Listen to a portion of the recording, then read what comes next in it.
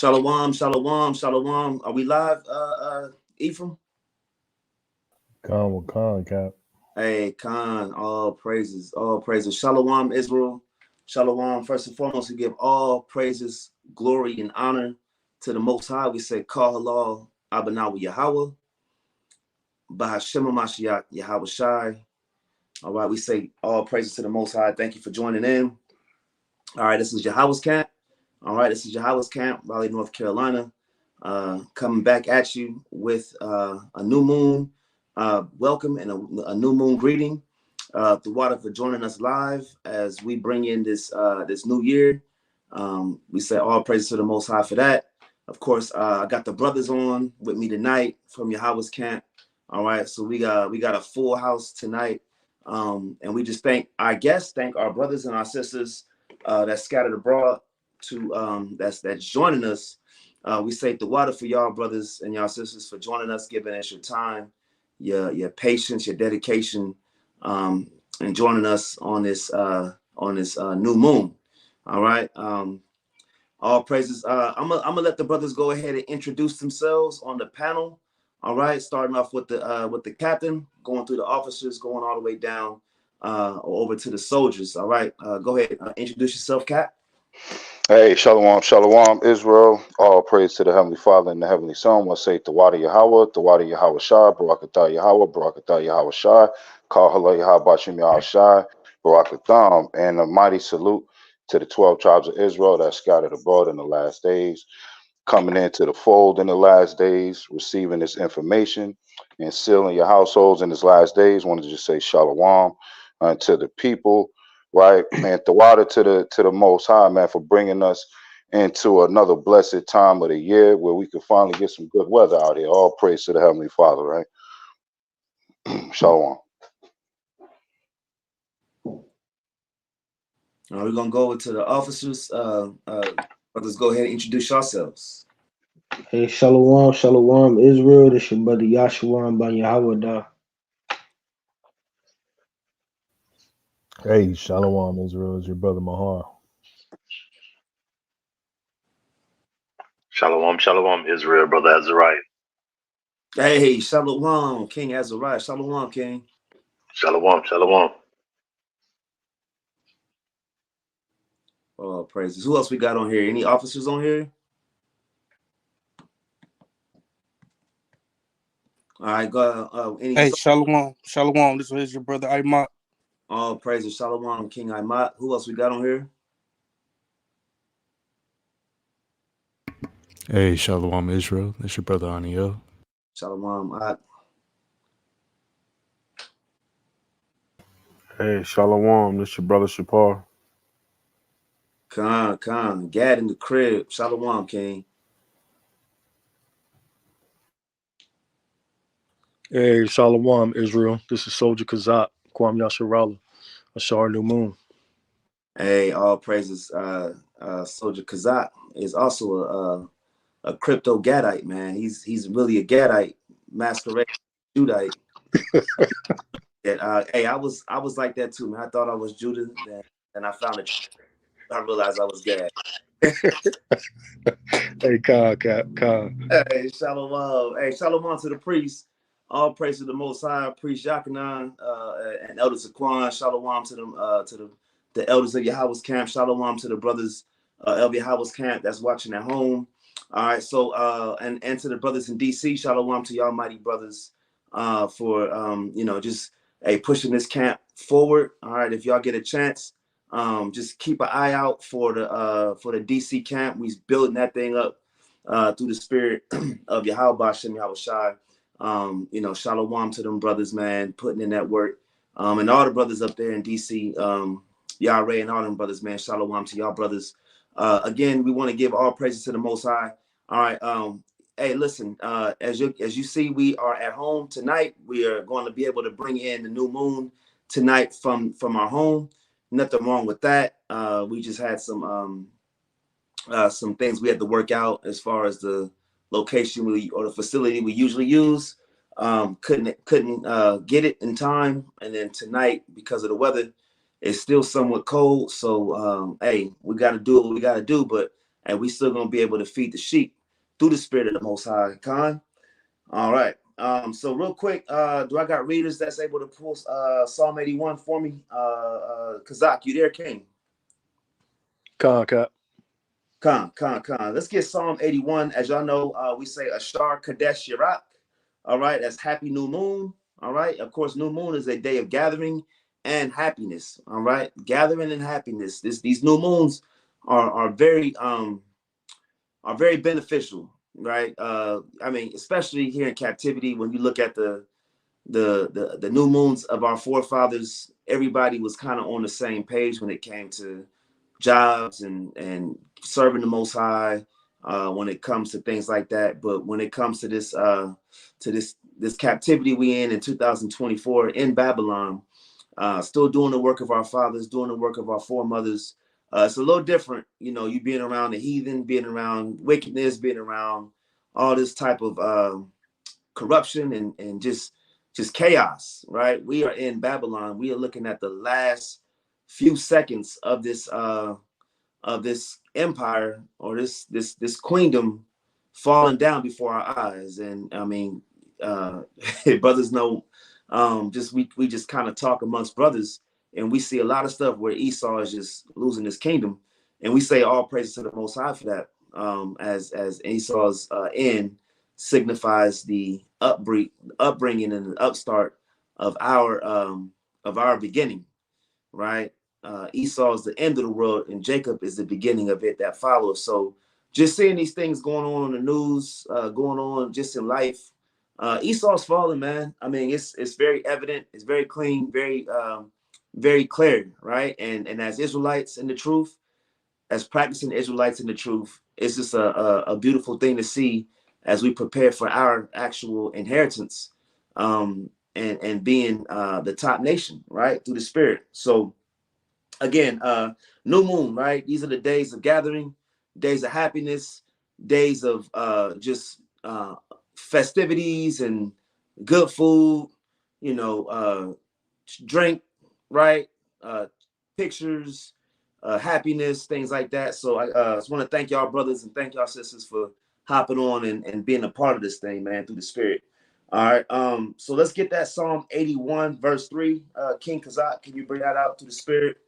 And then we're gonna move forward to Numbers 10 after that. Go ahead and read what you got, King. Khan. Aniel, can you get that? Salakia. Aniel, can you get that in Numbers 10 and 2? Khan. This is Psalm 81, verse 3. It says, blow up the trumpet in the new moon. Mm-hmm. In the time appointed. It says, time appointed, we blow the trumpet on the new moon. You just don't signify a new moon anytime, right? When we teach the new moon here through Marshal Yasha'al, and of course the Yahweh's camp, we teach the first sign of light as the new moon, and that's the time appointed. So read it again from the top, King. Khan. Psalm 81, verse 3. Mm-hmm. Blow up the trumpet in the new moon, in the time appointed on our solemn feast day. Read on. For this was a statute for Israel. This was a what? A statute for Israel. So real quick, Mahar, can you get the word statute and put it on the screen for us really quickly? Baba Kashara. Read it again. Khan. Verse 4. For this was a statute for Israel and a law of the Most High of Jacob. Khan. So what's that word statute? We're going to put it on the Titantron. It's a statute, ordinance, limit, something prescribed. Prescribed, right? That's instruction, right? Prescription is how they tell you how to take a drug to heal something, right? They're prescribing you something. It's direction. It's an ordinance, right? Read on. It's an enactment, an appointment. It's an appointed. A commandment is bound. It's a custom. It's a decree. It's a due. It's a law. It's So, a brothers, it's a what? a law and a measure. And a measure. What you see here, I say a decree, a commandment, a bond. These are the things that we signify with when we signed that contract with the Most High, and we said all these things we will do. Well, we said we were going to keep these commandments and keep these laws and these statutes. That was the fine print when it comes to the covenant or the contract we had with the Most High, right? So these feast days and these high holy days are binding contracts. They keep you grounded and they keep you level when it comes to serving the Most High. All right. These feast days and these high holy days wouldn't be possible without your new moons. Understand that. So if you showing up on the Day of Atonement and you eating on the Day of Atonement because you didn't acknowledge the new moon in the appointed time, in the appointed season, then you was out of order and you was cut off from the congregation of Israel. You was cut off from amongst your congregation when you broke those commandments, when you didn't show up with those times appointed. That's why these new moons is a law. And if you find yourself in opposition of the law by not observing the new moons, then that makes you anti the Most High. All right. And if we say we Israel, then we got to understand the purpose of the new moon is to also reset your month.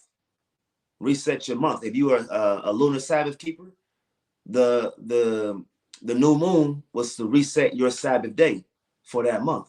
If you were a weekly Sabbath keeper, right, then you still had that new moon to acknowledge your days. So either way you look at it, it's not about the lunar or weekly Sabbath. It's more so about the understanding that the new moon reset the month. It's a refreshing of the month. You had a new year, you had a new moon, you had a new week, and a day. You see how the days break down from days, weeks, months, seasons, and then ultimately years. All that was signifying a new, a refreshing, or a renewness. All right. So read on, King Kazak. It says this was a statute for Israel, not for all the other nations. The new moon was for Israel. So if you call yourself an Israelite, then you got to understand why these statutes and these binding contracts was for you and your family. And a law of the power of the God of Jacob. Let's get verse 5, King. Verse 5. Mm-hmm. This he ordained in Joseph for a testimony when he went out through the land of Egypt, where I heard a language that I understood not. Come. This is he ordained in Joseph. All right. Remember our Northern Kingdom brothers and brothers from Ephraim and Manasseh, their forefather is Joseph, right? Living in the land of Egypt. So let's read on. Let's find out what we were doing in Egypt. Read on. Verse 6. Mm-hmm. I removed his shoulder from the burden. His hands were delivered from the pots. Now that goes into the bondage and the slavery and the work we had to do. It said, I removed his shoulder from the burden. Brothers carrying brick and mortar, building some of the these wonders that Egypt had to offer, these temples and these pyramids and these different things. The Most High said, I removed that burden from the Israelite man, right? His hands were delivered from the pots, washing their dishes, cleaning these things up for them. He removed us from bondage. All right. That was the biggest thing that the Most High did for us up to this point, was removing us and delivering us from the hand of our enemies. That salvation that we're talking about, right? Verse 7. Psalm 81, verse 7. Uh-huh.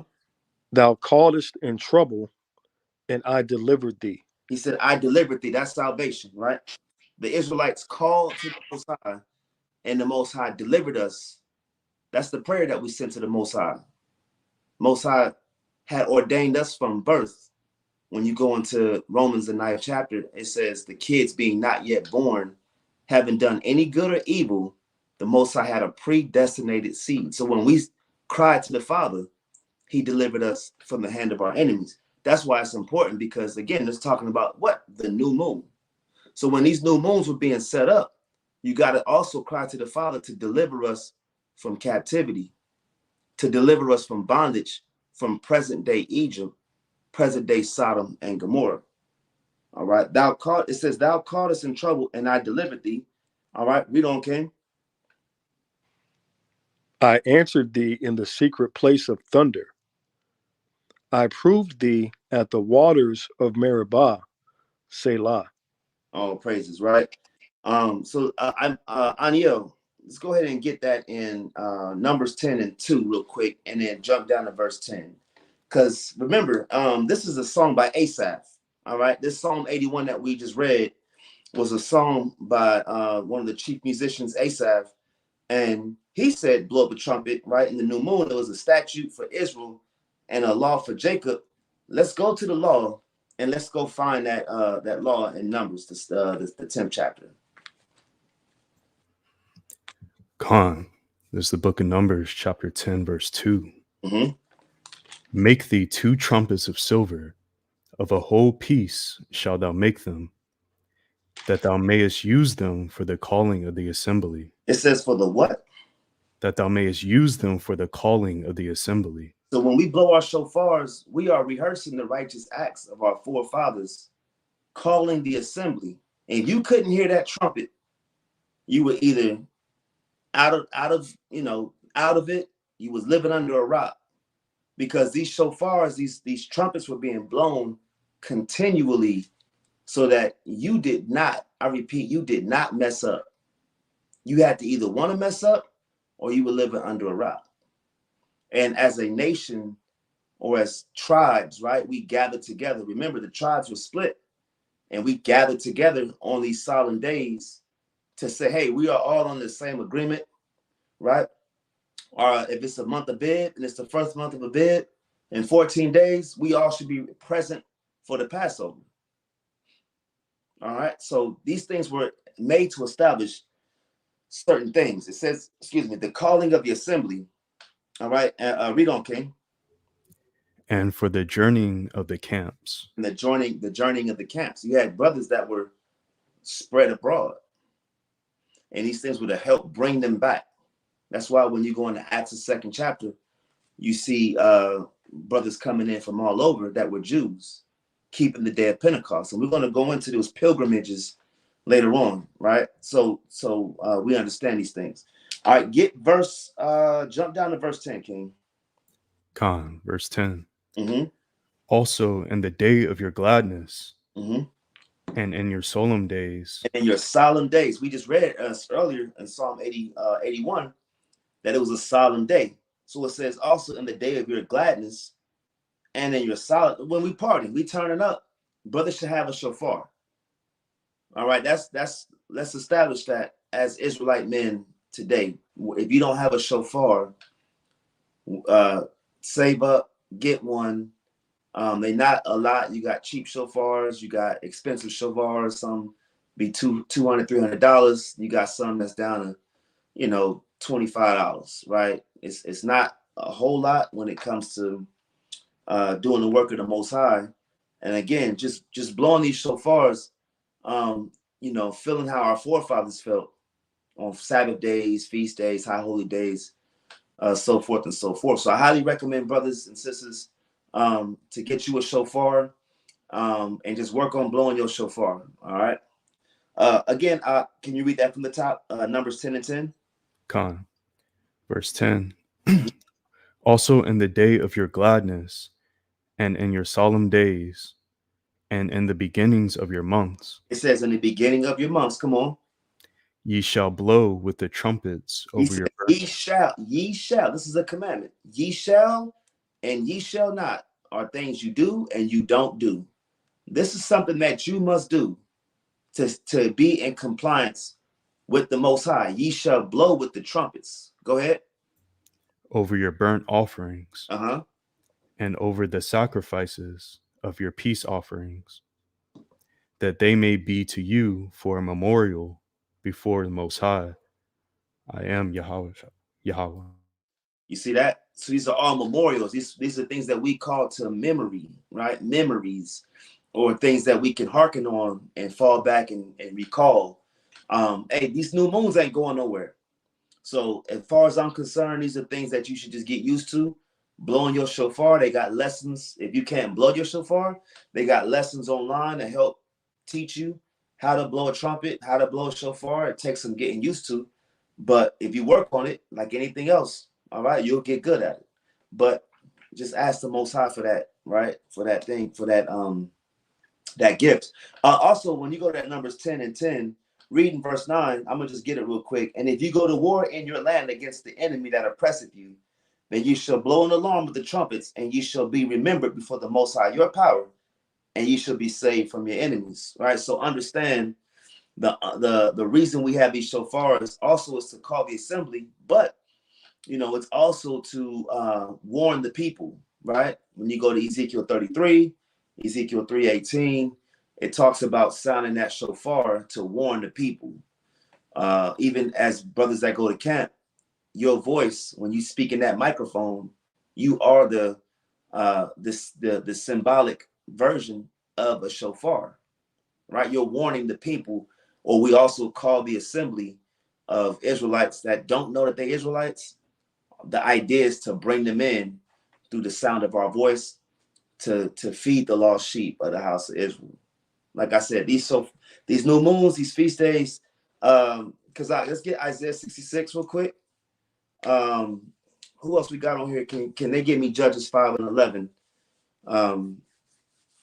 So that way we can kind of go through this thing pretty smoothly. Because I also want to get through the spirit today, just going into that Adar, or the double Adar, as brothers understand it.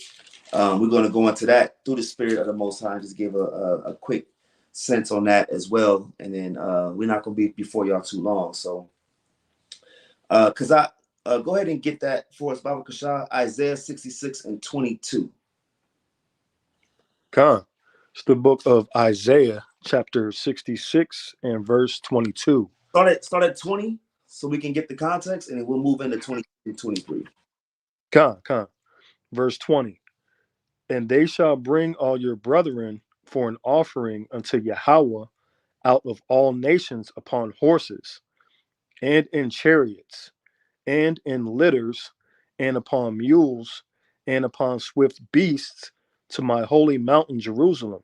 So we talking about the end time, or we would say the kingdom. Let's just say it's the kingdom, a kingdom understanding, right? So it says, to my holy mountain in Jerusalem. Read on.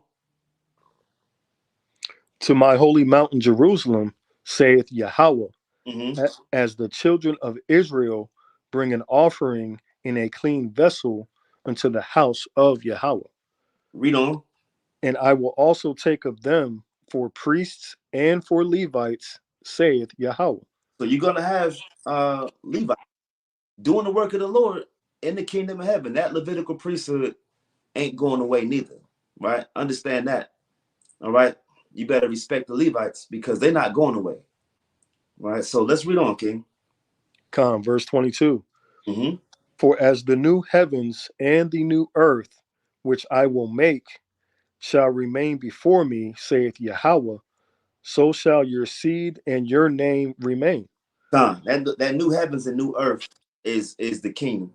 It's going to be a refreshing, right? A refreshed earth, a refreshed heavens, right? I will make shall remain before me, saith Yahweh.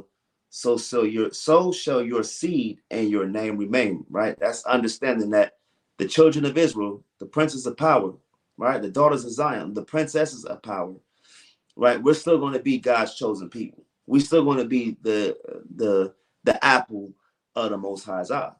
That's clear right there on ink. That's on the pages. All right, read. Verse 23. Uh-huh. And it shall come to pass that from one new moon to another, Mm-hmm. and from one Sabbath to another, shall all flesh come to worship before me, saith Yahweh. Saith the Most High Yahweh, right? All flesh at the end of the day is going to worship the Most High. Thus saith the Lord. Go ahead.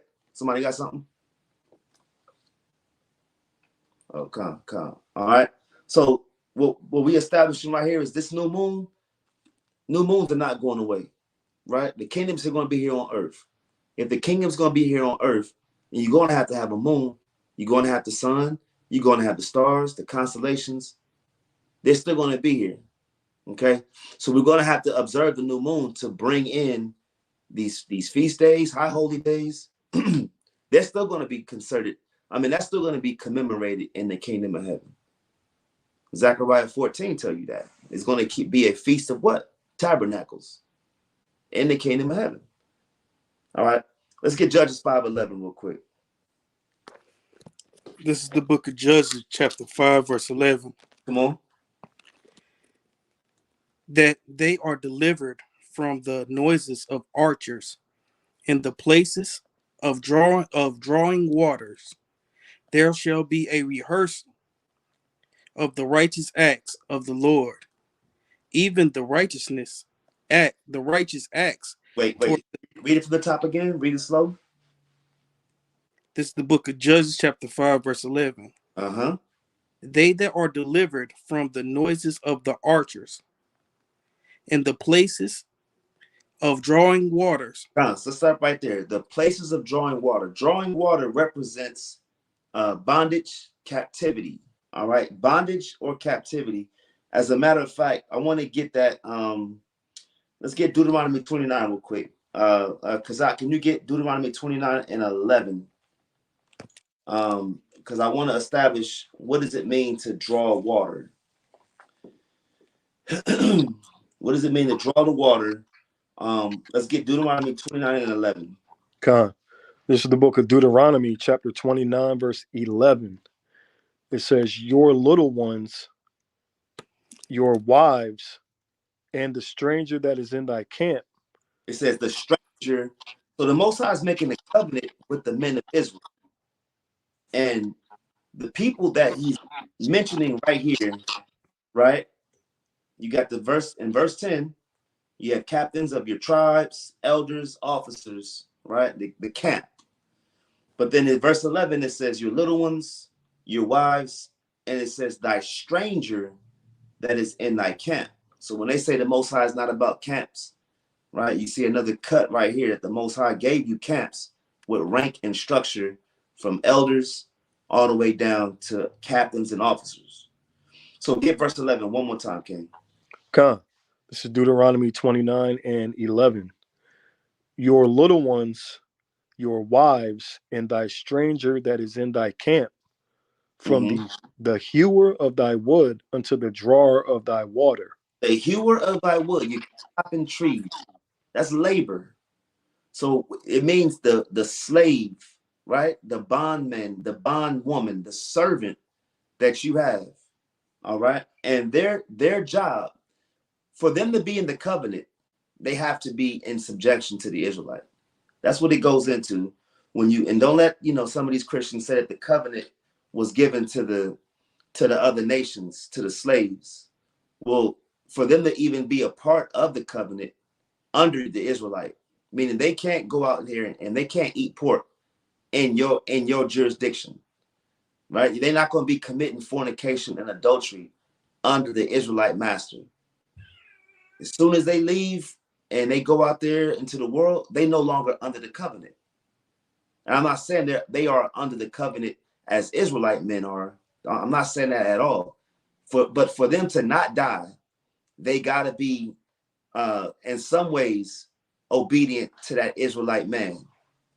And then once they leave your jurisdiction, your authority, and they move out of the land and they do what they want to do, then that's just what it is. But they're not in the covenant. All right. They just have to do work. It says the hewer of thy wood unto the drawer of thy water. All right, let's go back to that, right? Let's get Judges 5 and 11. Con, this is the book of Judges, chapter 5, verse 11. They that are delivered from the noises of the archers in the place of drawing water, there shall they rehearse the righteous acts of the Lord. So we're gonna rehearse the righteous acts no matter where we at. No matter where we at. If there are if we are in Timbuktu, we still keep the Passover, right?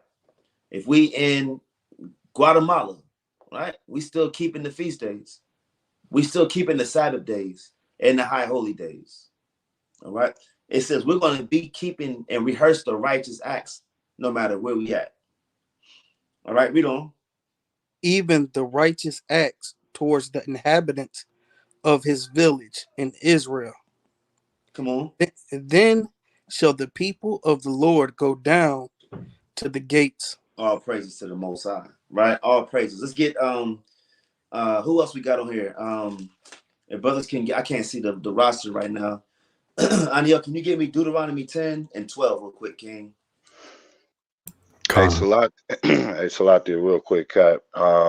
You know, for the new people that may be coming into this walk, that may be familiar or not familiar with Judges 5 and 11, you know, it's been a lot of talk going on in the Israelite community.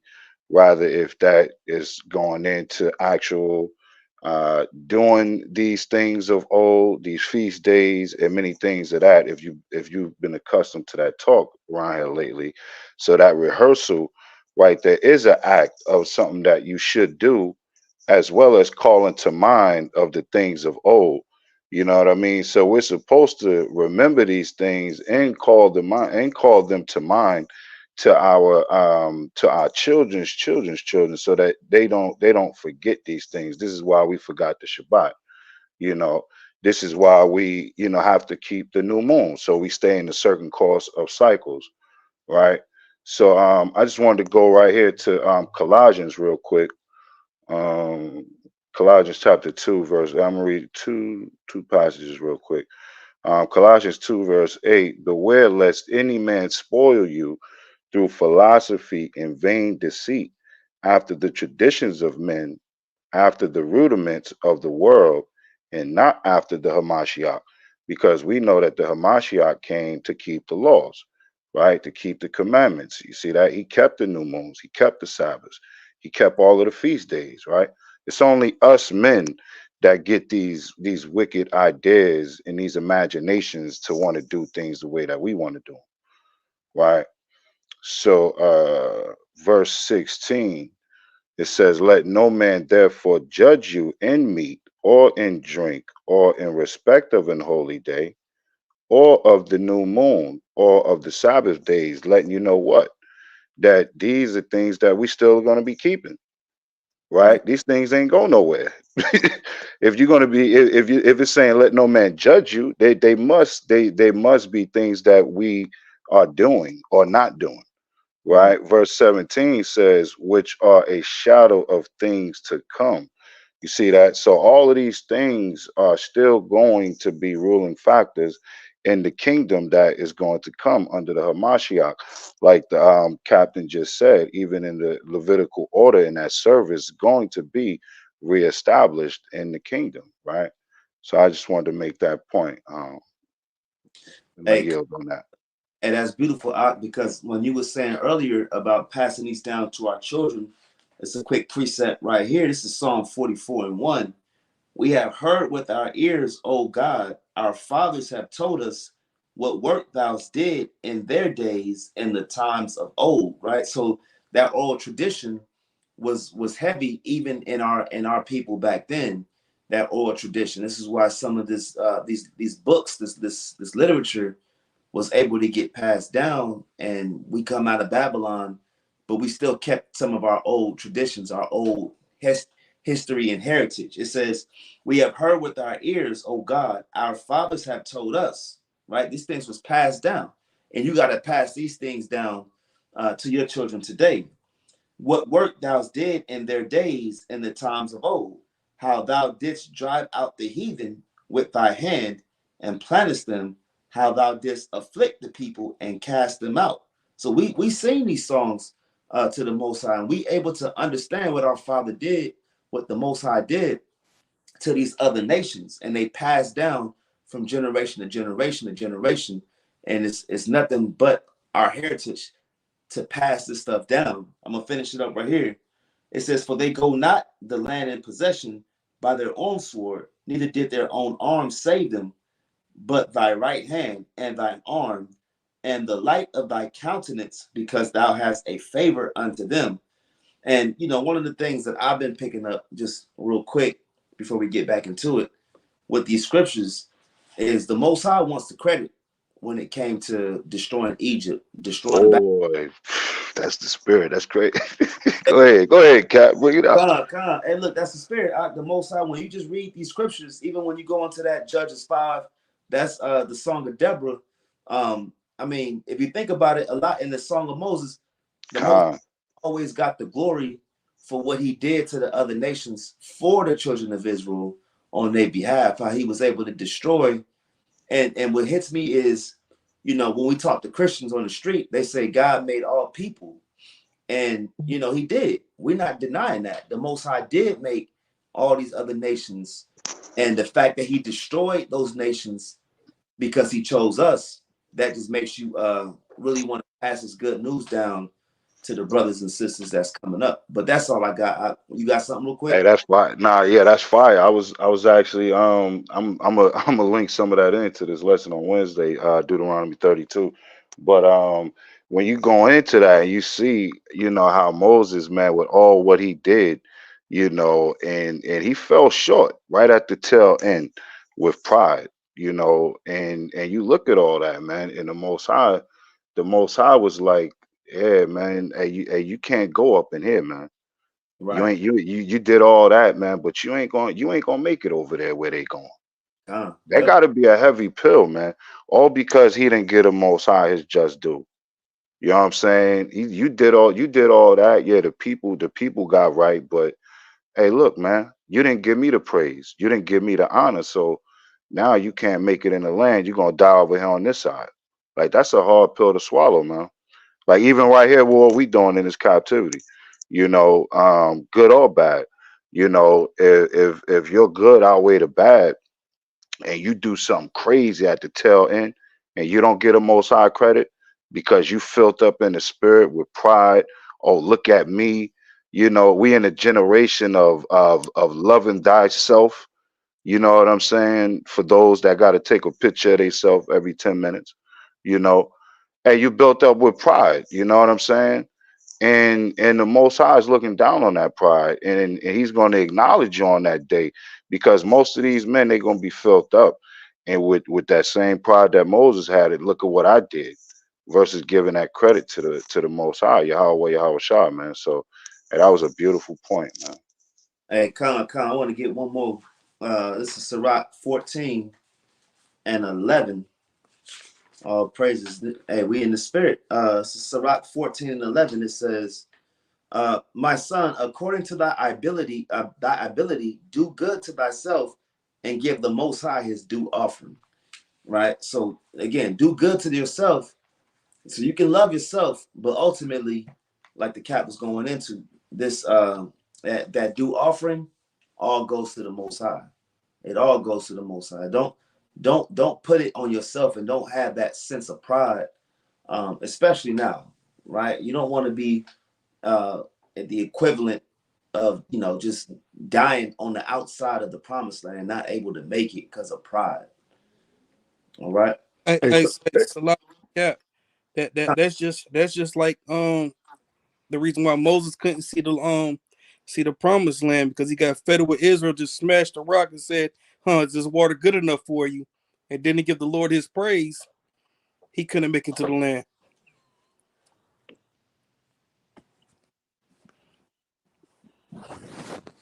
The phone cut out.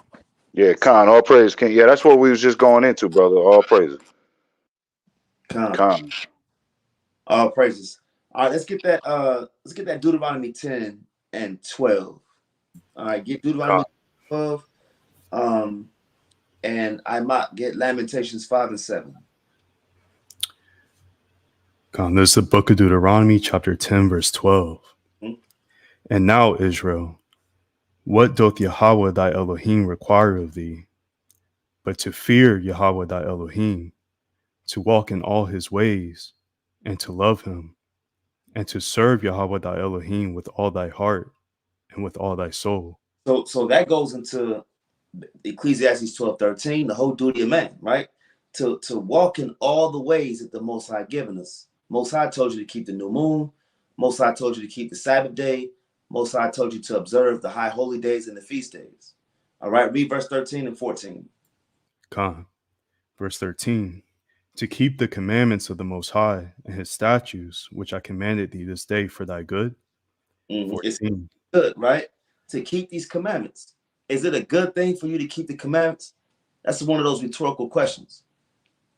Of course, it's a good thing. You live by the Most High and you die by sin. Read on. 14.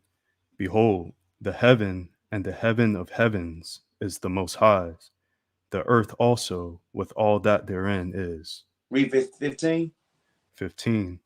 Only the Most High had a delight in thy fathers to love them, and he chose their seed after them, even you above all people, as it is this day. Even you, right? Even the brothers to this day, to the sisters this day, the Most High chose you to keep these commandments, to keep these laws and these statutes for your good, right? For your good, not to just do them just to do them. This is for you to live. All right, let's get Lamentations 5 and 7, because it said the last part. Aniel, read Deuteronomy 10:15 one more time, and then let's get that Lamentations 5 and 7. Deuteronomy 10 and 15. Only the Most High had a delight in thy fathers to love them. And the Most High, only the Most High had a delight in the Israelite forefathers, the Israelite foremothers, to love them. Come on. And he chose their seed after them. And he did what? He chose their seed after them. And we are the seed. We are our father's seed, right? We are our father's seed. We are the father's children today. So if the Most High chose our fathers and our mothers to keep his commandments, then we have the God-given right to keep the laws of the Most High. We have the God-given responsibility, and we have the God-given ordination to keep these laws, statutes, and commandments. You're required to do these things. Finish that out. Even you above all people, as it is this day. Let's get back to Lamentations 5 and 7. This is the book of Lamentations, chapter 5, verse 7. And Kazak, get Jeremiah 14 and 20. Our fathers have sinned and are not. So our fathers stopped keeping these new moons, man. They stopped keeping these feast days and high holy days. They stopped, circumcising their children, stopped circumcising their sons. They started whoring out the daughters of Zion, right? One of the bigger things that we see was the widow. The widow was being taken advantage of. The fatherless was being taken advantage of. They was adding usury when they were collecting money. These are the big things that we saw: idolatry, idol worship. These are the big things that the Most High had a problem with us. You see that all through the book of Hosea. You see it through the book of Amos, right? Northern Kingdom going into idolatry. Southern Kingdom going off. All right. It says our fathers have sinned and are not. Right? They're not even here. They died. It says, and we have borne their iniquity. So the same way, when we go to Isaiah 14, when it says prepare slaughter for his children, for the iniquity of their fathers, the Most High is going to require the blood of the children. Look what happened to David's son, who was the product of adultery. He died, right? And David had a collateral damage throughout his kingdom for the rest of his days. All right, the Most High is going to require that blood however he chooses.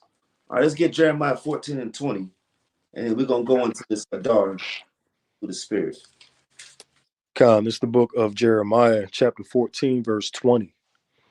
It says, we acknowledge, O Yahweh, our wickedness and the iniquity of our fathers, for we have sinned against thee. You see that? That's how we get this filth off of us. We should be praying that every day, right? Acknowledging, the wickedness of our forefathers and foremothers. Asking the Most High for forgiveness. Right? Read it again. We acknowledge, O Yahweh, our wickedness and the iniquity of our fathers, for we have sinned against thee. Read 21. Do not abhor us for thy name's sake. Do not disgrace the throne of thy glory. Remember, break not thy covenant with us. See that? Break not covenant with us. Because we broke the covenant. We asking the Most High to have mercy and compassion, right? Have these things on us because we were so far in the sin, it was hard to get. This is Jeremiah. Jeremiah was prophesying to the southern kingdom, to the kingdom of Judah. You still had a whole 10 tribes at the north that was already gone, taken away captive for what happened and what their forefathers did and what they continued to do. All right, that was it on that. The water for that, brothers, for reading for us. All right, now I want to go into this understanding on Adar. All right, I just want brothers to just work with me here. If y'all at home, if you got questions, put them in the chat. If we can't answer all of them through the Spirit, we'll try to get back to you, but we'll try to answer as much as possible. Understanding on Adar. Anybody understand Adar? What Adar is? Brothers, y'all understand what Adar is? I don't understand that. Okay. La. Okay, come. Adar is the 12th month. All right. Adar is the 12th month. So if you've been doing the math over the last new moons,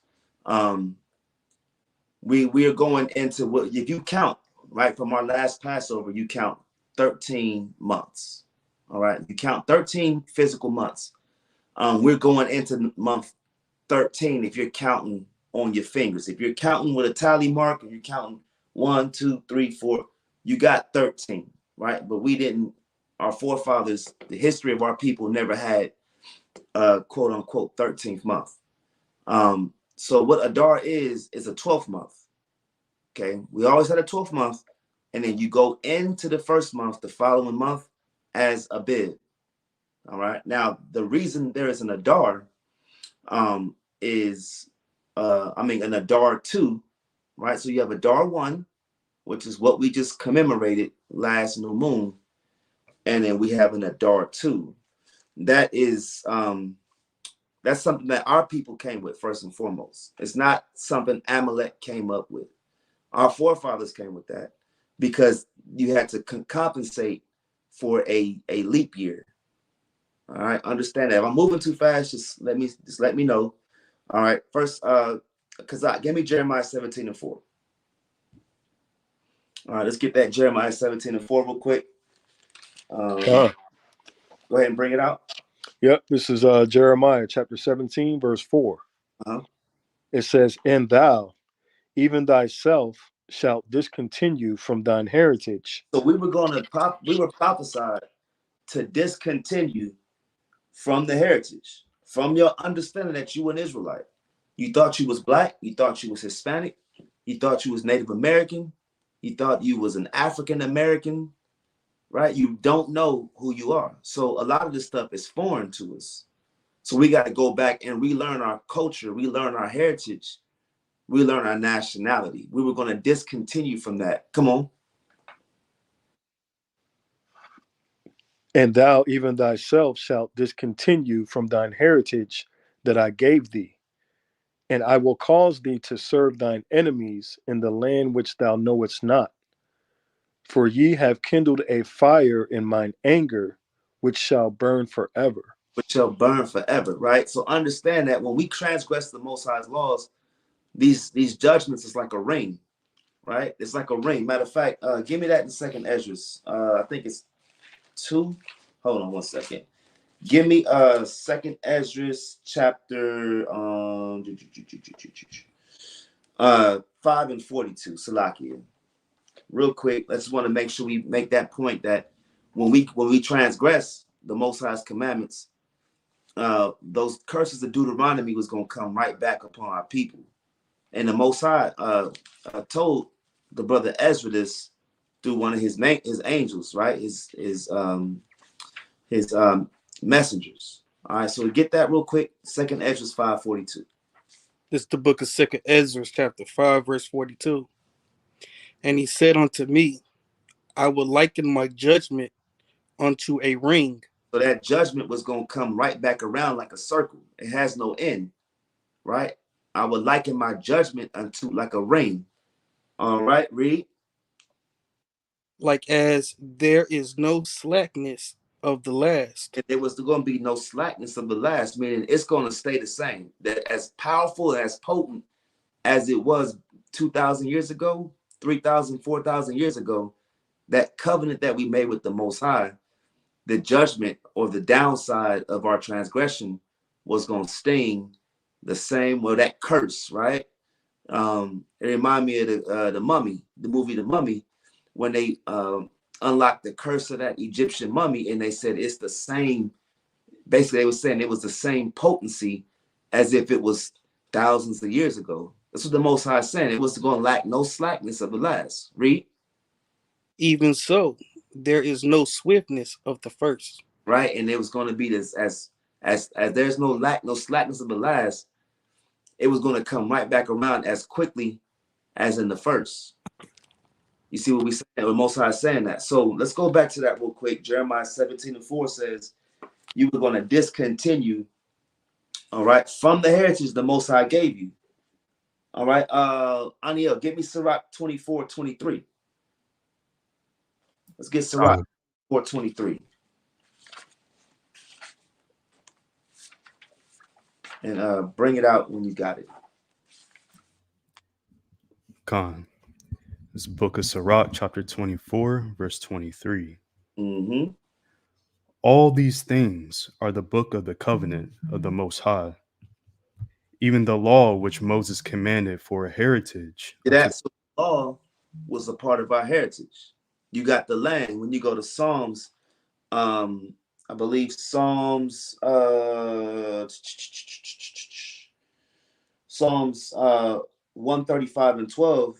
Yeah, Psalm 135:12 says the land was also our heritage. So our heritage was the land. Our heritage was the Most High giving us the commandments and the laws. If you really want to summarize the heritage of the Most High, just read Romans 9, right? Romans 9:4. That's what we're going to inherit. All right. So it says, read verse 23 again, King. Khan. Verse 23. All these things are the book of the covenant of the Most High, Elohim, even the law which Moses commanded for a heritage unto the congregations of Jacob. All right. The heritage that the Most High gave us are the things that we need as practicing Israelites to gravitate more to.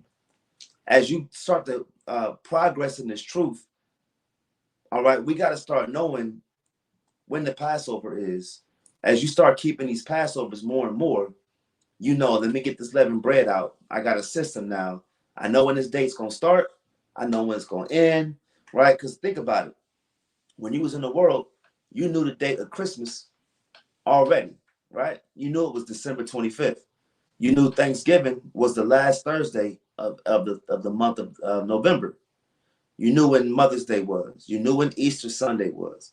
These things were just programmed into you as a young man. And this goes back to what Kat was saying earlier, right? When we go into teaching our children, now we teach our young children about the Passover. They grow up keeping these Passovers and knowing when the Passover days start, when these things end. This is part of the heritage of being an Israelite. All right. So a part of our culture is the land, like we just said, right? The law, the language. Brothers got to start going into more of the language, the writing, right? How do I write my alphabet? Do I know the alphabet? Or am I just focusing on these precepts, right? That should be a part of your heritage, your everyday walk. All right. A part of our culture is again, like the law services, all right, to obey the Most High. The feast days, the high holy days, the new moons, this should be a part of your fabric of your DNA. It's not so much of I'm still learning this thing, because we're going to always learn. It's more so of applying it and adapting it to part of your DNA, your clothing. You should look different. You should talk different. Why? Because this goes into our heritage. That's why it's important to get your heritage back that was taken from you. All right. We should know or we should strive to know what the Most High had gave us. All right, so the purpose of tonight's class, all right, is to explain why we have two Adars. All right, which Adar is the prominent or the more authoritative Adar in regards to feast days and establishing the next month, the next year, the new moons, things of that. Because again, like we said, full disclaimer, all right, what we would say the small hats, right, for the intents and purposes of the channel, we would say Amalek has some of our traditions, right? They took it, they stole it, but they still have it. Doesn't mean that when they do it, the Most High didn't ordain it. Some of the things that they do, it was for our people. We just got to go back and chew the meat and spit the bones. All right, so that's the purpose of tonight's class, right? Like we said, that full disclaimer was these the small hats, or we would say Amalek, has some of our traditions, and it's not the other way around. And in this instance, I'm talking about this instance only, we must have that double Adar, because if not, right, if we don't have that double Adar, our feast days is all out of season. If you have one Adar in the winter, in the middle of the winter, last month, then your Passover will be in the wintertime. Does that make sense? If I do my Adar without a double Adar, not having Adar 2, let's just call it Adar 2. The proper word for Adar 2, let me look at my notes real quick, is there's a way you pronounce it. Give me 1 second. Let me look at these notes. It's the Hebrew word for second is I believe it's Chanel or Shania. Give me 1 second. Bear with me 1 second.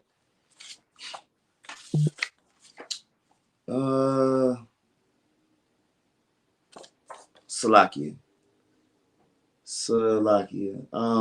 Matter of fact, Ephraim, look up Strong's hold up. I got it right here.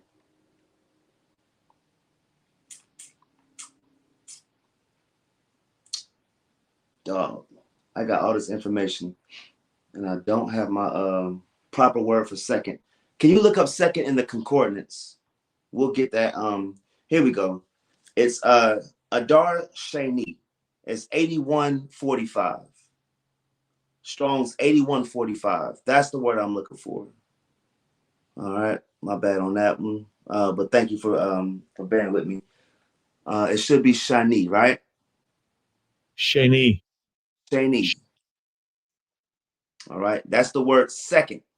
That should be the word second. So the proper way that you would say it in Hebrew is Adar Sheni, which was second Adar, or the second of the 12th month. Again, the purpose of this class is to understand which Adar has the more authoritative Adar. Just because it's the first Adar doesn't make it the more authoritative Adar, right? What do I mean by that?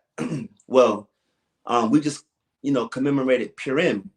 Now, when you look at Purim traditionally was going from the Adar, and it should be the Purim, I think, was the 14th of Adar. So you would have 30 days, traditionally speaking, right? Through a traditional language, traditional oral tradition, you would have that 30-day gap between Purim and Pesach or Passover. I'm gonna say it again. You have 30 days in between Purim and Passover. So if I have that first Adar, again, in the wintertime, 30 days later, it's going to still be wintertime if I keep Purim by the first Adar. But if I have Purim by the second Adar, then you're going to go right into the spring, and that would be April. So if we in March, right?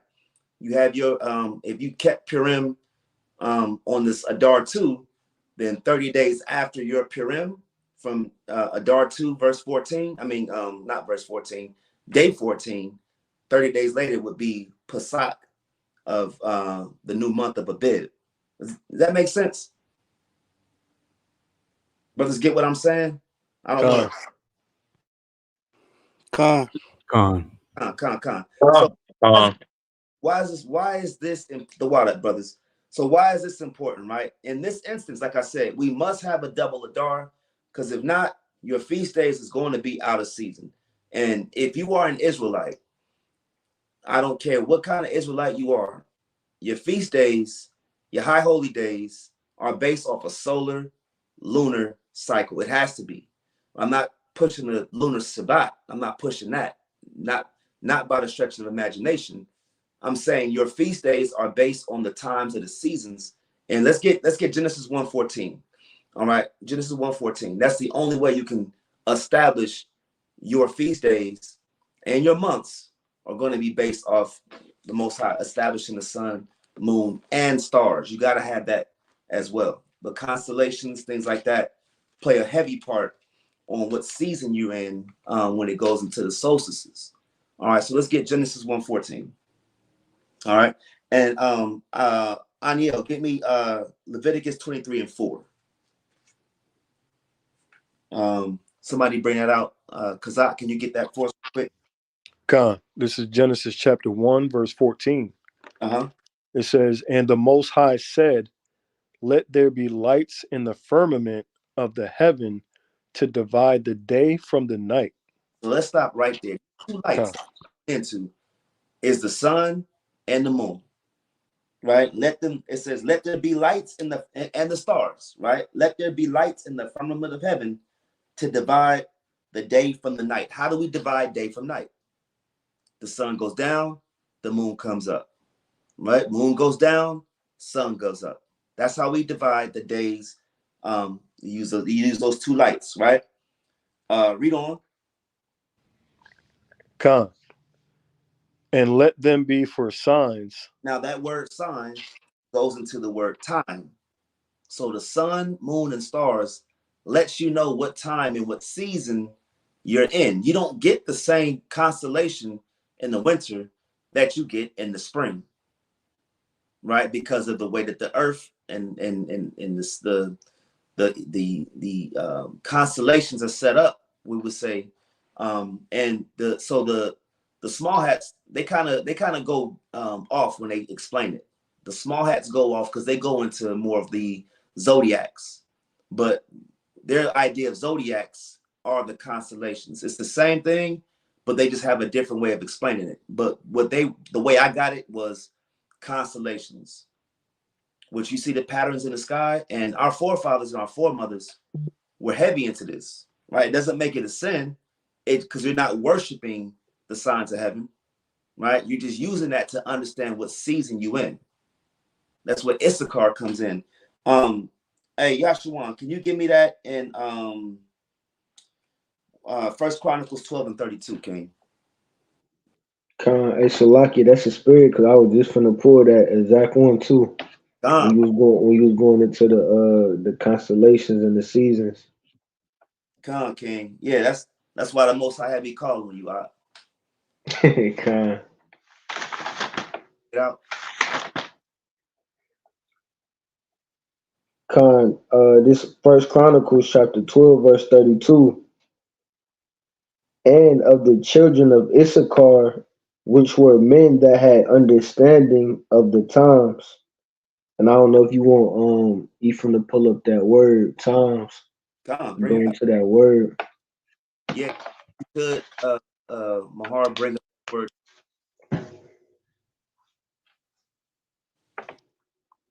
But you see, I said Issachar had the understanding, and then you can put that in your back pocket, going understanding of the Mayan calendar and how the Mayans had the understanding of the times on the calendar. I think we still use those understanding.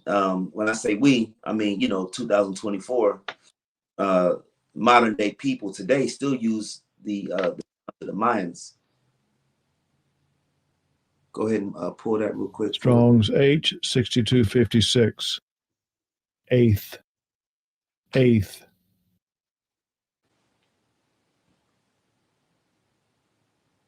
It says time of an event, time usual, especially, now, when, etc.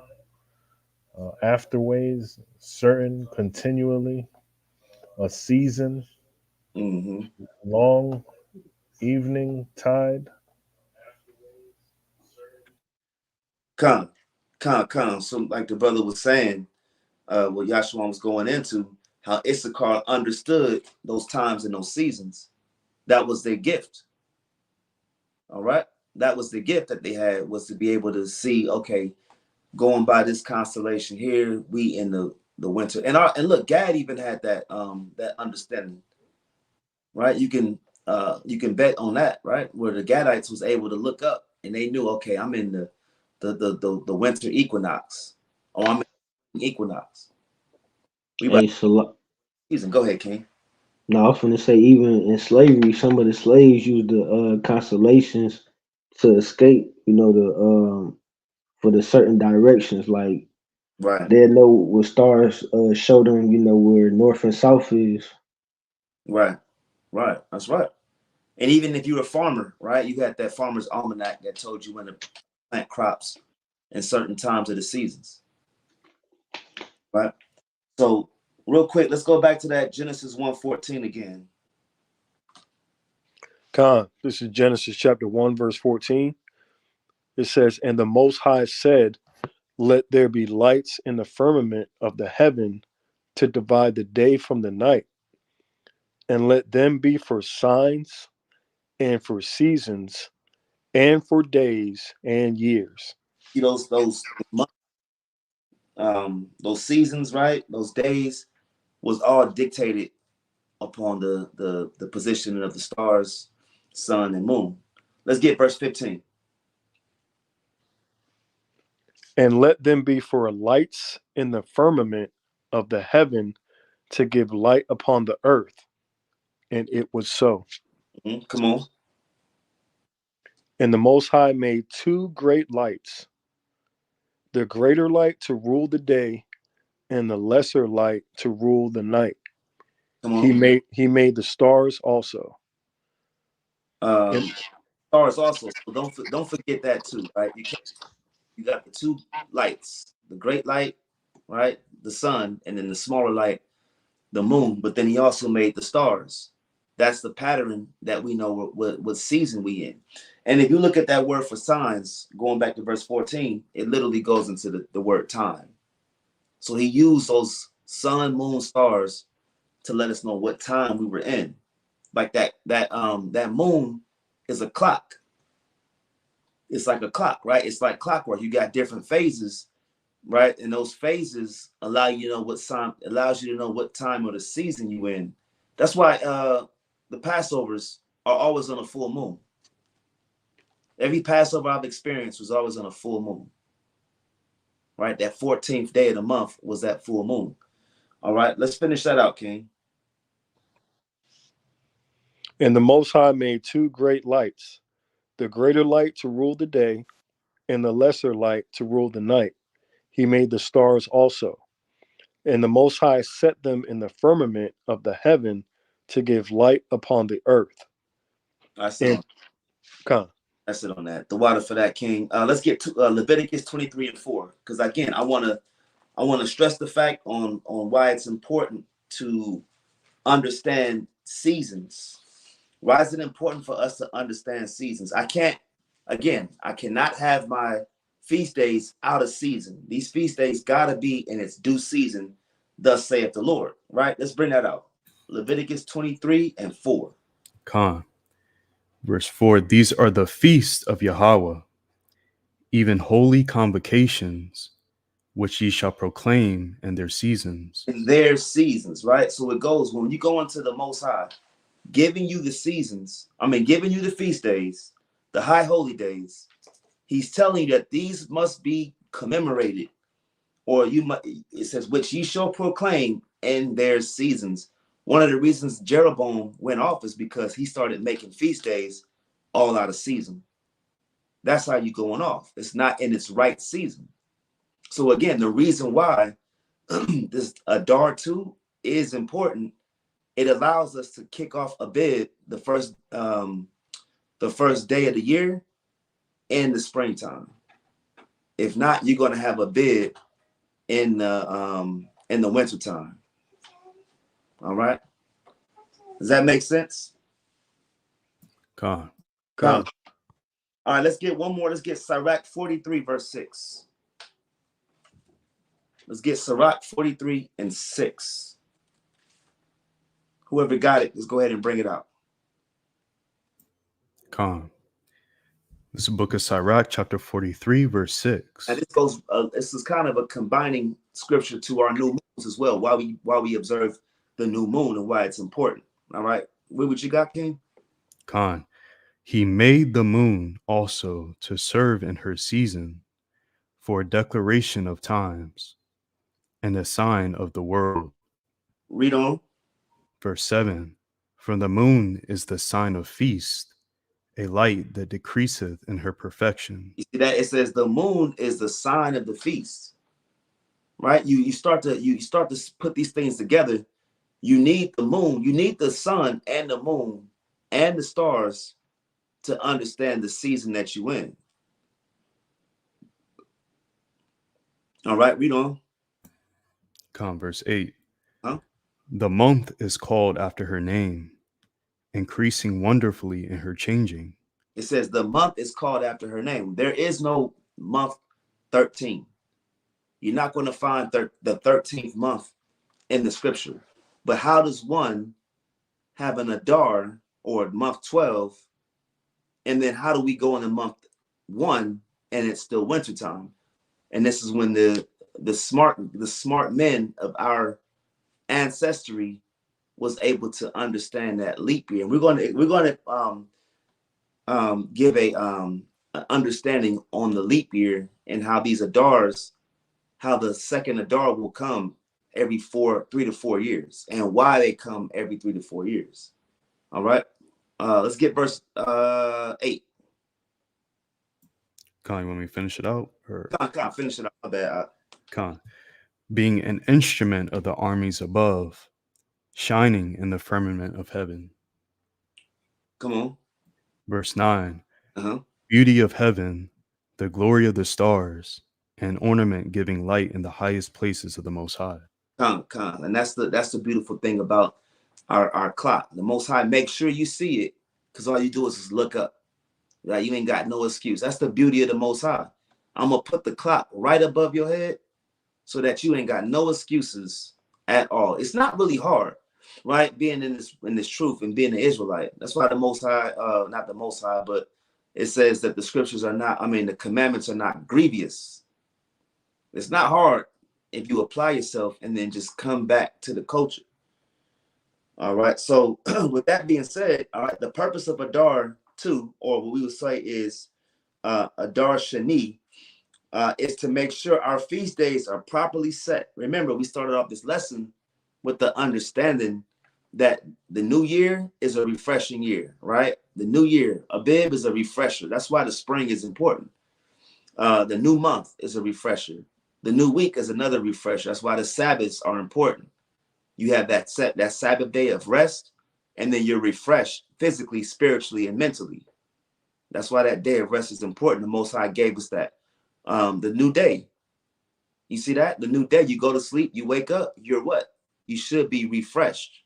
Everything is a refreshing. All right. So it's to make sure that our feast days are properly set. All right. So we need a bid to come in during the spring seasons, right? And the seasons are not only established, right? Understand this, seasons are not only established by a temperature. I can be in Hawaii and I'll just in my mind just be thinking it's the spring year round. No, Hawaii gets a winter, it's just not cold. What we've established was that winter is dictated by what? The signs of the stars, the constellations. It could be 90 degrees and it's still wintertime, technically. So don't box winter or summer or spring or the fall based on how it feels outside. You do it by the location of the moon, sun, stars, the phases of the moon. We just had the times change, did we not? The times just changed. So we're going into the spring in about a month from now. All right. So it says, Salaki. So my point was that I was bringing out was these temperatures, they don't dictate the season. Patterns and the stars, right? The constellations, the changing of times, those dictate what season we are in. Okay, so we just said with that, right? So I'm gonna move on. All right. As a matter of fact, I believe the 13th, going back to that word 13, that's a compound word. All right. 13 is a compound word meaning trace, right? Or three. And then the word go back to these notes here, trad. Yeah, so you got teenth, which is asar, and then you got shilosha, which is thrice. Matter of fact, Ephraim, can you get Strong's 6240?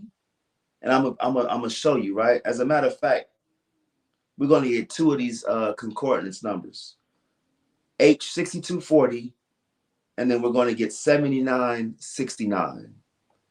And this is where you get the word 13th from. So we never had a 13th month. We've always had an Adar. So my point is, now we got to think about which Adar was our forefathers and foremothers looking at or commemorating when they kept these feast days and high holy days. Salakia, what were those numbers again?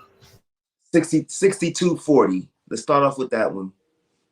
6240, and that is, it should be Asar.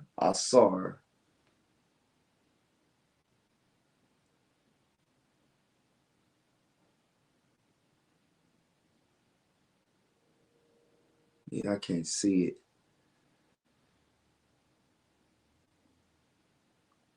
it. 10 combination. Teen, 10th, 10th. Right, teen or 10th, right? So that's one word. It's a compound word. Remember, 13 is a compound word. It's two words, right? So one was 10th. Now let's get 7969.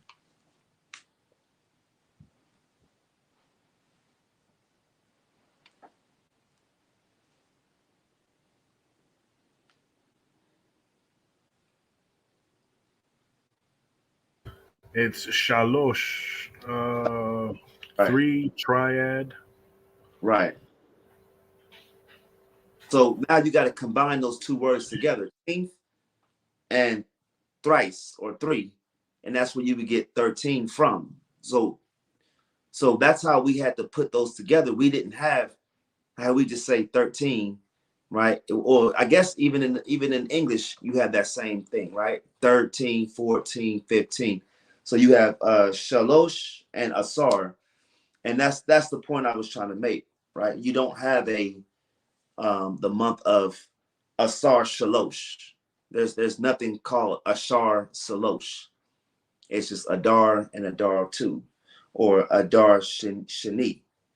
All right, so we got to the reasons. Now, that's the proper name for Adar, right? Or double Adar was Adar 2. You'll see it called Adar 2 or double Adar or Adar Shani. All right. All right, so we went through that. All right, I'm going to be real quick. Another one, here's the reasons for Adar 2. All right, so now we're going to go into the math on where we get these numbers from. Why do we have a whole month and a leap year? Okay, anybody understand what a leap year gives? It gives you an extra day, right? In February, I believe. I believe that's right. Con. Okay, so how many Hebrew days do we have? Anybody know? 30. Well, I mean, how many Hebrew days in a year? 360. Go down about 5 days, so about 354. Okay, about 354. And then how many days do we have? I guess you would say in the calendar of today, 365.2, something like that. All right, so Confusion. if brothers can subtract 365 from 354, what number is that? 11. 11, right? Now, what you want to do with those 11 days, those are just like floating days, right? They don't add up. Now you have to, again, your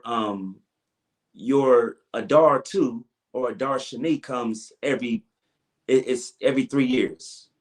So the problem that the forefathers had was if you multiply 33, well, 30, right? You said 30, about 11, right? You said 11 days, Anio?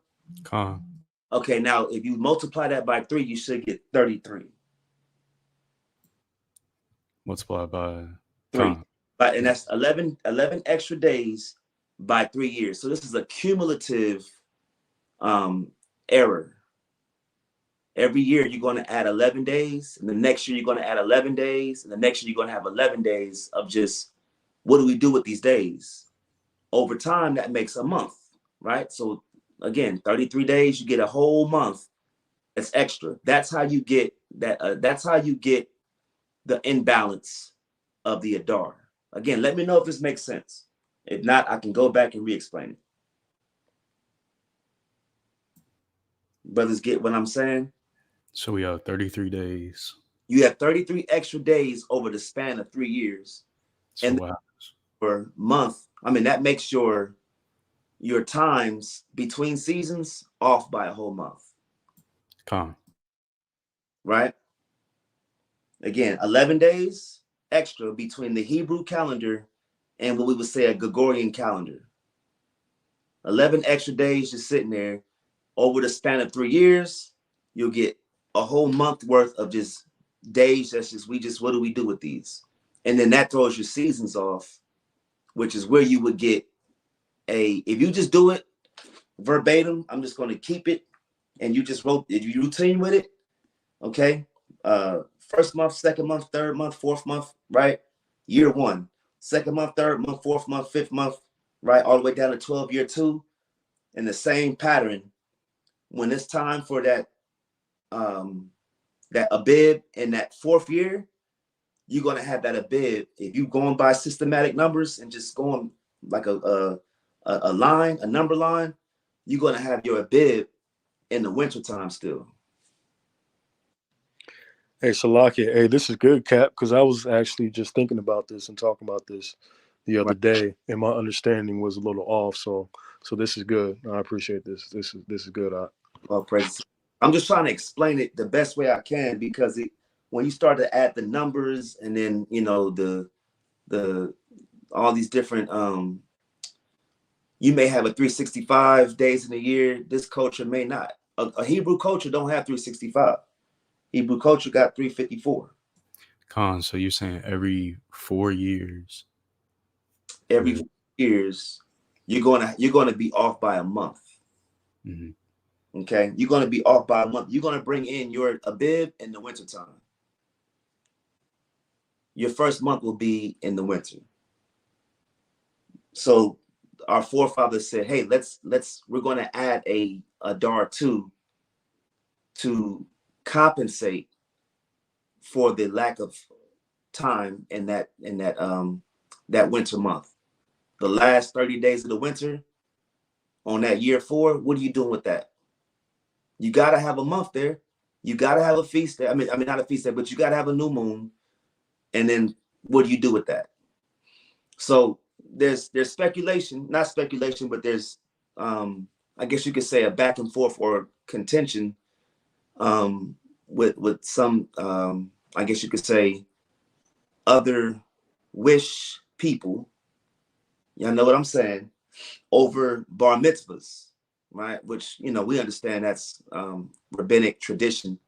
But those bar mitzvahs, if you have a bar mitzvah, it's supposed to be, they kind of, I think they commemorate it in Adar. Well, which Adar do we do the bar mitzvah? Do we do it in Adar 1 or Adar 2, right? Things like that. Again, Purim, that's in Adar, the month of Adar, but which Adar are we keeping our Purim? Am I keeping Purim in Adar 1 right? And it goes into which Adar is the prominent one. Which Adar is the one that's the, I guess you would say, the real Adar versus the fill-in Adar. All right. So just things like that is just things that, I was meditating on. All right. So when you stretch out that extra month as a result, right, you have a bib in the winter. All right. Israel feast days are established by the solar lunar calendar. So this is why this is important. And this is how, as Israelites, right, you should be able to now explain it. If we're saying we're Israelites and we keep the feast days, we keep the high holy days, and we're the real Jews and all that. And if we can't explain some of these I guess you would say nuanced topics, then now it's time for us to attach that to our resume and learn these things more as well, right? And here's another thing, right, as well, right? So Israel's pilgrimages. Anybody know about the pilgrimages that we took on those high holy days? Anybody know the 3 major feast days or high holy days that we had the pilgrimage or make a pilgrimage to the Holy Land for? To Passover. Say that again. To my Passover. That's one. It's 3 of them, right? Tabernacles. Yes. And what's the third one? Trumpets. Trumpets? Not trumpets. Say it again. Feast of dedications. Not dedication. You got Passover. We got that one right. And then the third one was, who said tabernacles? Con. Yeah, we got tabernacle. So what's the You talking about first fruits? Book of Acts, brothers. First fruits, right? Also called Shavuot, or you would say Pentecost. Pentecost. Right? So let's get Deuteronomy 16:16 real quick. Remember, those feast days, high holy days, were all in due season. So I can't come into, and if you know, this is why it's important for us to know these things, right? After unleavened bread is what we would call first fruits, right? And then after that, you have and in between you have your atonement, you have your trumpets, right? You have certain feast days. But let's get Deuteronomy 16:16 real quick. It says 3 times in a year shall all thy males appear before the Lord thy God in the place which he shall choose. And the feast of unleavened bread. So unleavened bread is also Pesach or Passover, right? Read. And in the feast of weeks. And that's the feast of weeks is 7 weeks after unleavened bread, or 49 days after unleavened bread is when we will have first fruits. All right. Read on. And in the feast of tabernacles. Mm-hmm. And they shall not appear before the Lord empty. All right. So with everything we discussed, why do you think the Most High chose those 3 feast days to show up to the land?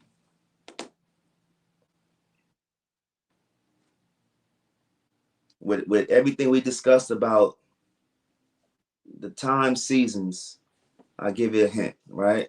Everything with the times and seasons, why would the Most High choose unleavened bread or Passover, first fruits, and tabernacles? Does that have to compensate for that extra Adar 2? Well, yeah, Adar 2, right? Adar 2, what it does is sets everything right going into Abib. So Abib is the first month, right, of the year. That's the springtime, right? Brothers not really bringing in the spring or the new year in the winter. We bring it in the spring. So when you understand Abib is going to be in the spring 100 out of 100 times. Now, moving forward through that whole year, I could say, okay, boom, I know when I'm going to have first fruits. I know I'm going to have Tabernacles. Brothers want to take a stab at it before I give it up? I don't know. They help mark the seasons. There you go. Perfect, right? So understand the spring, the Passover is in the spring equinox. Okay, the Passover is in the spring equinox. Now, what we would say is Sukkot kicks off the harvest season. And then the Sukkot or Tabernacles closes the harvest season. So if my year is off because I started late, then I can't reap in the first fruits on time. I can't bring anything, like everything is off from the beginning. Yeah, we know that the Most High does not like the unbalance. It's an abomination. So the point is, the Most High set those feast days to commemorate the harvest season. We're an agricultural people. So when we worked and we grinded throughout the year, we had our fruits that we would bring in, for first fruits. And then when it was going into the cooler season, meaning, of course, Tabernacles is winding down the summer, going into the fall and the winter. So when we understand that point, from that point of view, we understand that we close out our feast season or our harvest season in the fall. And then we just kind of sit, chill, relax throughout the winter because there's nothing to harvest, right? We're kind of gearing up through the winter time, going into the new year, which is why that Adar, that second Adar, is important. If you don't have that second Adar, everything is going to be all out of whack. And that was a good answer, right? So the reason why the Most High has us go in there 3 times a year is to commemorate or to acknowledge the spring equinox, right? Matter of fact, somebody I wanted to get something real quick. Give me Jeremiah 10. We go into this precept all the time, going back to those signs, right? And I'm about to be real quick. We're going to close it out. Give me Jeremiah 10 real quick. Because when we talk about why we don't, right, celebrate those seasons, those stars, and of course we use this for the precept to cut Christmas, but there was also something called a winter equinox. So you had a solar equinox that showed you, okay, here's the constellations for the spring, and then you had a winter equinox that showed you the constellations for the winter. All right, let's get Jeremiah 10:2. It's the book of Jeremiah, chapter 10, verse 2. Mm-hmm. Thus saith the Most High, learn not the way of the heathen. God said, learn not the way of the heathen. Look, the heathen didn't have a Yahweh, right? They just literally was worshiping the sun, moon, and stars because that's what gave them life. That's what gave them food. Okay, he said, learn not the way of the heathen. Come on. And be not dismayed at the signs of heaven. And don't be dismayed at the stars, moon. That's the signs of heaven. We just established earlier what those words signs mean. It means times. Okay, it means time.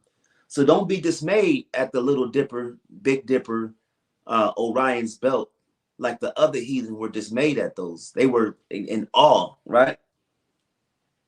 Come on. For the heathen are dismayed at them. And that's because, we can drop it right there, right? Because we know it goes into the winter solstice when it talks about the so-called Christmas tree. All right, so the heathen are dismayed at the signs of heaven. We reverence the Most High Yahweh. Okay, so understanding that, all right. In all, right, our elders came up with the leap year with the understanding to compensate for those off days. All right, and that leap year is what you would say in the Hebraic word or the Hebraic language is Shanan Me Aberet or Abere. Shanan Me Abre. And the way that I was looking it up, basically 7 out of every 19 years, they added an extra month. Right, and that's about 3 and some change. 3 years and every 3.5 years, 3 years and maybe going into 4 years, they're going to add an extra month. All right. Wait, we got a precept here real quick. Exodus 23:15. Get that real quick. And as we get in that real quick, the brothers want to add any of that? Anybody got questions on that? They want to say something about it? Did it make sense? Help me out with that. Salaki. Khan, now that's powerful what you're going into about the extra month, to keep the feast days and stuff on course, and even going into the the years of the Jubilee. Right. Because if the days messed up with the months, then the Jubilee go be off course. Come. Yeah, that's heavy. Everything is off. If you don't have that extra month, everything is off. So, hey, look, that's why we get the Most High elders, man. Our elders was able to live through it and say something not adding up. And they had to, it was trial and error. You keeping, you got a bid coming up. If you counting on the tally mark, I didn't count it 354 days and it's still winter. Day 355, day 356, we should see some spring. But you had a whole nother month on that leap year. And that's when brothers said, hey, let's go ahead and add this extra month. Right. And I guess I'll leave brothers with this. Which Adar, right? Which Adar is the real Adar? Which Adar is the one that you would say, this is the real one? Like I said, because you would have your Adar should be going into the spring. But if that first Adar ain't going into the spring, but that second Adar is, then one could argue that second Adar is the proper Adar, and the first Adar is the one as the fill-in or the placeholder to help set the dates right. But with that, all right, I'm gonna yield with that. All praise to the Most High. Hopefully this was edifying to y'all brothers and y'all sisters. All praises to water for that. All right. If you in the chat want to add anything, you want to ask questions, feel free to ask questions. We won't open up for smoke at this feast or a new moon feast day. We kind of want to chill, relax with our families, our friends, our loved ones. Brothers want to break open that good food, that strong drink. All right. So Lucky, you say you had something in Exodus? Oh, yeah. Going to that Exodus 23:15, I'll bring it out. It says, thou shalt keep the feast of unleavened bread. Thou shalt eat unleavened bread 7 days, as I commanded thee.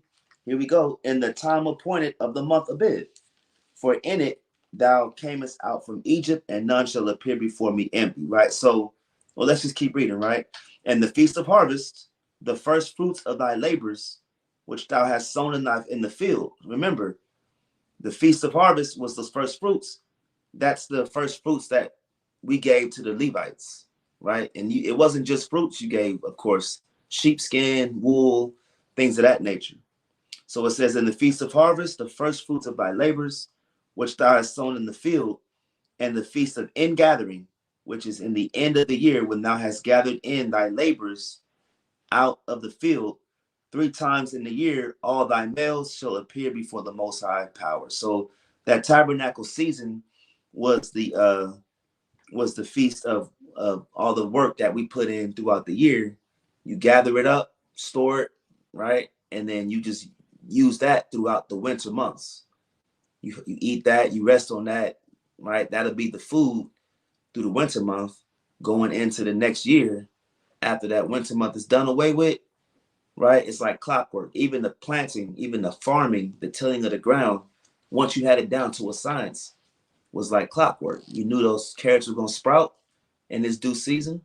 You knew, apples were going to sprout or come around in their due season. The vine, the figs, the grapes, right? All that was going to come in its due season. And if you was off by a year or a month, Salakia, you was off by a month, it was going to mess a lot of that ingathering up.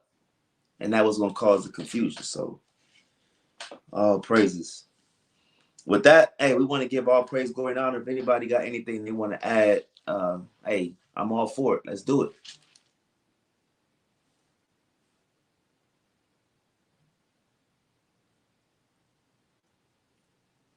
All right. You got something you want to say? All praises. Go ahead. All right. Come. All right. Hey, look.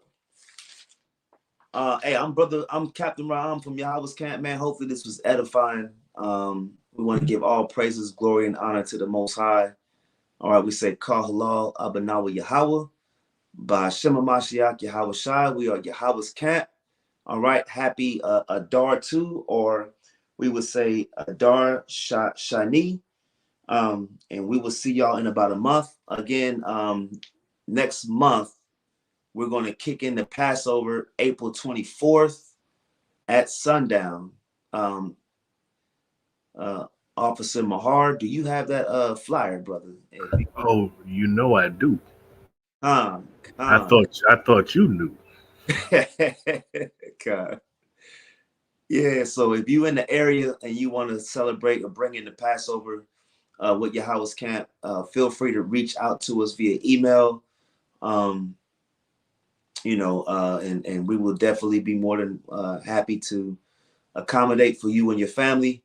Again, April 24th, we got the flyer coming up. There we go, Passover celebration. All praises to the Most High. All right. All praises. Be on the lookout. We'll have that address. Is the address on there, Ephraim? Khan on the top right. Khan, I can't see that. It's gonna be let me zoom in Slack here.